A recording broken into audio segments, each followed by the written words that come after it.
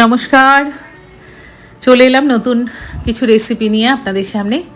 আজকে সকালে ব্রেকফাস্ট এটা তড়কা বানানো একটু দেখাবো। তড়কার জন্য ওই সবুজ মুগ ডালটা রাতে ভিজিয়ে রেখেছিলাম, ওটা একটু স্প্রাউটও হয়ে গেছে, অঙ্কুর বেরিয়ে গেছে। এই যে পেঁয়াজ কুচো দিয়ে ওর ভেতর সব ছোট ছোট করে কেটে টমেটো কুচো দিয়ে দিলাম। তারপরে এটাকে ভালো করে কষিয়ে এর ভেতর একটুখানি রসুন কুচো, তড়কার জন্য এগুলো রেডি করছি। ওই সবুজ মুগটাকে সেদ্ধ করে নিয়েছি। এটা একটা ডিম দেব, ডিমটাকে ঝুড়ো করে নিয়েছি। এই যে সবুজ মুগগুলো আমি দিয়ে দিলাম ওর ভেতর। একটু আদা কুচো, আদাটাকে আমি ঘষে নিয়েছি গ্রাইন্ডারে, আর কাঁচা লঙ্কা, আর ওপর থেকে একটু এই যে ধনে পাতা ছড়িয়ে দেব। দিলে হয়ে গেল সব মশলাগুলো।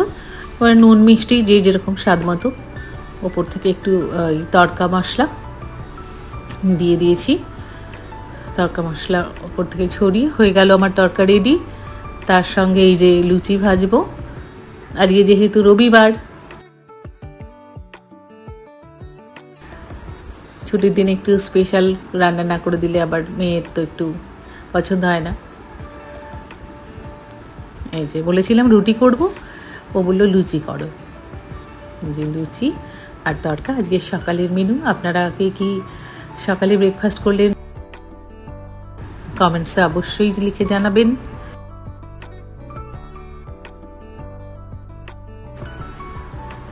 দুপুরে বানিয়েছিলাম মুড়ি ঘন্ট। ওটা একটা মাথা, মাছের মাথাটাকে ভেজে নেব। বেশ বড় একটা মাথা পেয়েছিলাম সেদিন, সেই জন্য একটুখানি মুড়ি ঘন্ট বানাবো। গোবিন্দভোগ চাল এই যে, আর আলু কেটে রেখেছি। আলুটাকে ভাজতে দিয়ে দেবো। মাথাটাকে ভেজে নিয়েছি আগে, এবার আলুটা ভেজে নিলাম। আর চালটাকে ধুয়ে রেখে দিয়েছি জল ঝরিয়ে।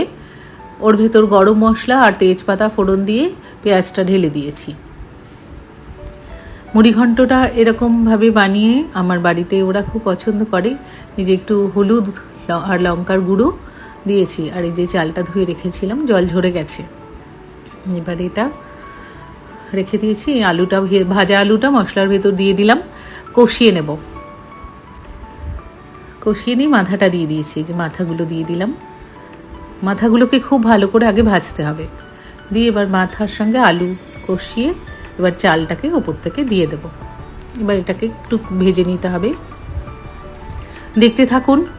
যদি নারী তুমি দশভুজা ব্লগটা ভালো লাগে আপনারা যদি দেখতে আগ্রহী থাকেন, তাহলে সাবস্ক্রাইব বাটনটা প্রেস করে দেবেন।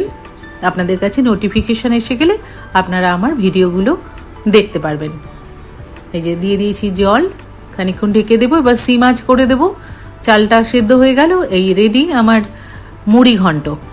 ওপর থেকে ঘি দিয়ে দেব, আর দেব একটু গরম মশলা। আপনারা বাড়িতে বানিয়ে খেয়ে দেখবেন, ভালো লাগবে। আজকে ছুটির দিন বলে একটু স্পেশাল রান্না তো কিছু করলাম। হয়ে গেল, খেতে কিন্তু ভালোই হয়েছে।